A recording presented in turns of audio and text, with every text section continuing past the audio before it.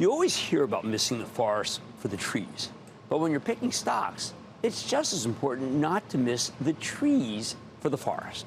See, right now, when you look at the big picture, everything seems darn awful, doesn't it? We've got all these top-down analysts who see the debt ceiling fiasco as potential catastrophe. They see the mini-banking crisis as something that could be a true financial storm, one that didn't exist a few months ago but snuck up on us. And now we don't know when it'll end. That's what all the bears keep telling me. From a big picture perspective, there's only one question. Why the heck aren't we going down? Sell.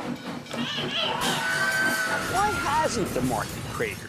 Even on a not-so-hot day like today, the Dow only dipped 56 points. S&P finished up 0.05%. NASDAQ inched up 0.18%, even though the talk shows this weekend were filled with gloom and doom. See, we just can't figure out how the heck this market keeps hanging in there. With all this obviously troubling news that you and I know is what people talk about when the stock market comes up in conversation. So here's what I did. I decided to make it clinical. This weekend I went over the charts to figure out every chart, to figure out what the strategists might be missing. And sure enough, I figured out why everybody's so darn confused. The winning groups do indeed make no sense. They aren't supposed to be up all at once. They're like oil and water, square peg, round hole, that type of thing. When you've got mismatched leadership, it's hard to make easy generalizations, which is what makes this situation so darn perplexing. But don't worry, we're going to straighten it all out. When you look at what's working, it is certainly a conundrum. First, industrials continue to do no wrong. Take one look. It's Eaton, one of the best performers. Air Products, Honeywell, Deere, Johnson Controls, Cummins, Rockwell Automation, General Electric, Parker Hannifin.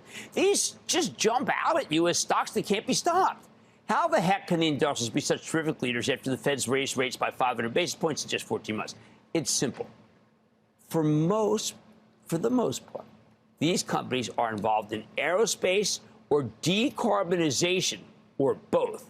While aerospace is a cyclical industry, it's levered to the aerospace cycle, not the typical business cycle. When aerospace catches fire, it can keep burning for years and years. This current upcycle may turn out to be the longest one in the history of the industry because there's just so much pent-up demand. Remember, there are only two large-scale commercial aircraft manufacturers, Boeing and Airbus, and both of which have far more orders than they can handle, even though Boeing's had so many problems. I expect to hear about a huge Boeing order soon from Ryanair, which have been critical of Boeing's deliveries right on our air. But where else are they going to go? I mean, when Airbus has an even longer wait? If you're a supplier to Boeing or Airbus like General Electric, your charts, wow. I mean, they're just...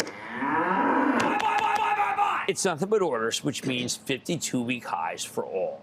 Then there's Cummins, run by Jen Rumsey, who was on our air not that long ago, who's taking her engine company out of the dark ages of diesel into the bright future of the hydrogen economy. Okay, I know there's nothing available right now, but Cummins is working on hydrogen-powered vehicles and producing electrolyzers, the big-ticket pieces of equipment that actually make hydrogen.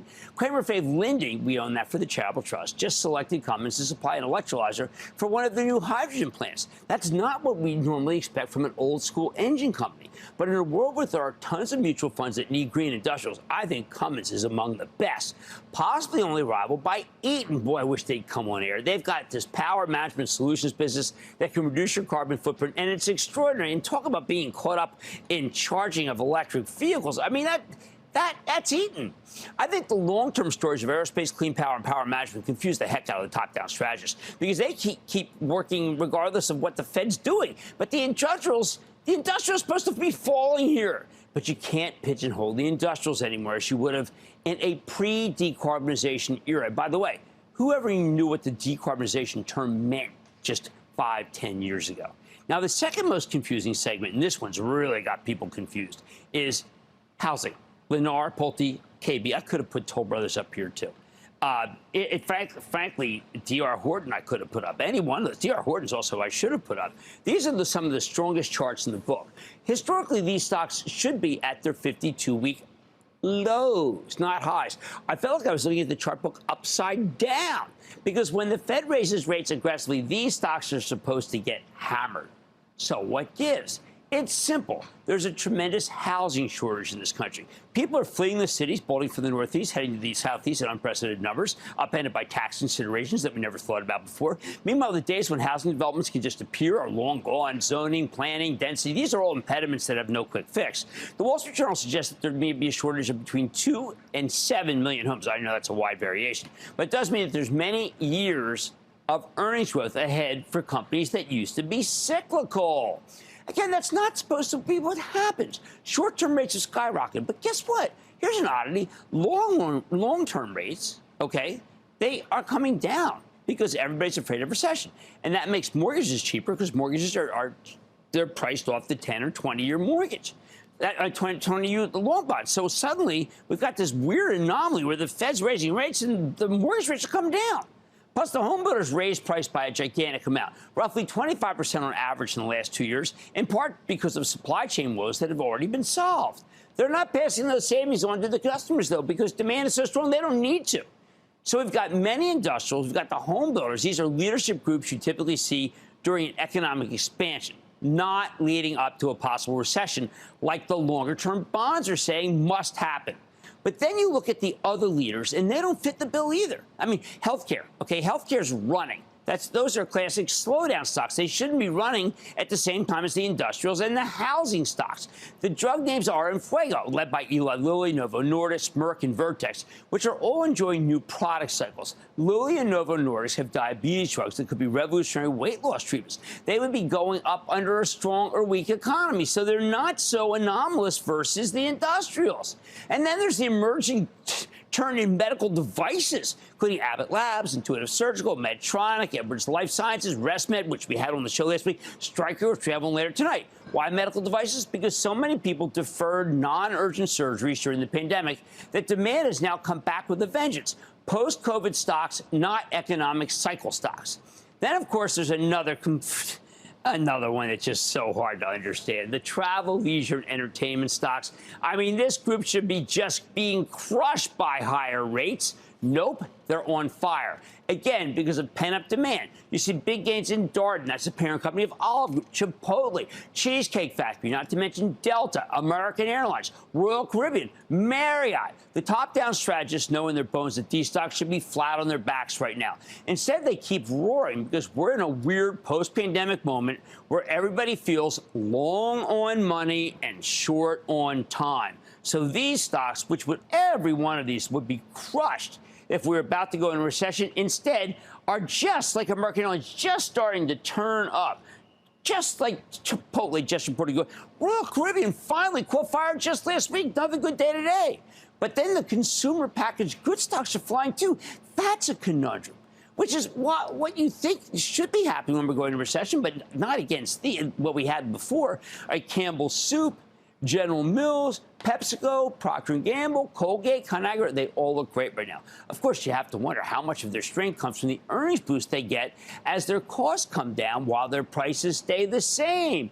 Yes, they boosted prices when commodity stocks went up, but they aren't cutting prices with commodities coming down, and that's a huge part of their surge. Finally, there's tech, which is confusing everyone. It's actually big cap tech, really. NVIDIA, Meta Platforms, Microsoft, and Apple, leveraging Broadcom analog devices, Alphabet, and Amazon. How is this possible after 500 basis points of rate hikes? Technology always gets crushed here. These are usually the first to fold.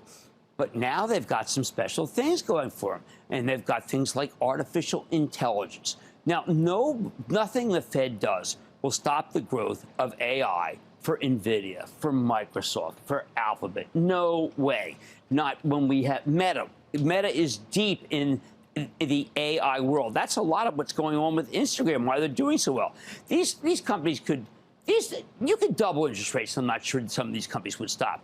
Individually, you can make the case for any of these groups, but collectively, the mosaic doesn't seem to make any sense, right? Industrials paired with healthcare, packaged goods with housing, travel and leisure with big pharma. It's insanity for a top-down strategist. But it all makes perfect sense if you're focused on individual stock picking, which is what our show's about. Bottom line, you just heard why I think the vast bulk of bear strategists will be wrong this year. They refuse to get into the weeds of individual companies where everything counts. Don't miss a second of Mad Money. Follow @Jim Cramer on Twitter. Have a question? Tweet Cramer. #MadTweets. Send Jim an email to madmoney@cnbc.com or give us a call at 1-800-743-CNBC. Miss something? Head to madmoney.cnbc.com.